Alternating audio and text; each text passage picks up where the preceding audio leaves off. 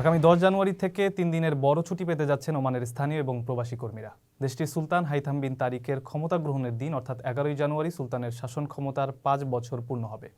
এবার দিবসটি উপলক্ষে 12 জানুয়ারি অর্থাৎ রোববার ছুটি ঘোষণা করা হয়েছে। তবে ওমানে শুক্র এবং শনিবার সরকারি ছুটির দিন হওয়ায় কর্মীরা টানা 3 দিনের ছুটি উপভোগ করতে পারবেন। শ্রম মন্ত্রণালয় স্পষ্ট জানিয়েছে, ছুটির দিনে নিয়োগকর্তারা চাইলে কর্মীদের দিয়ে কাজ করাতে পারবেন। সেক্ষেত্রে এর বিনিময়ে শ্রমিকদের অতিরিক্ত পারিশ্রমিক দিতে হবে।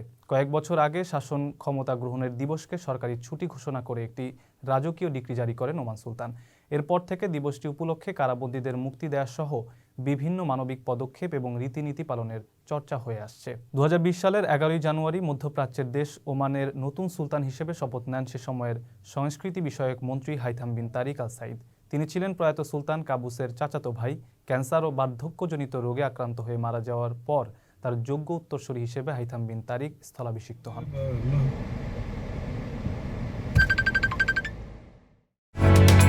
ওমানের সেরা রেট দিচ্ছে বাংলাদেশি প্রতিষ্ঠান গালফ এক্সচেঞ্জ।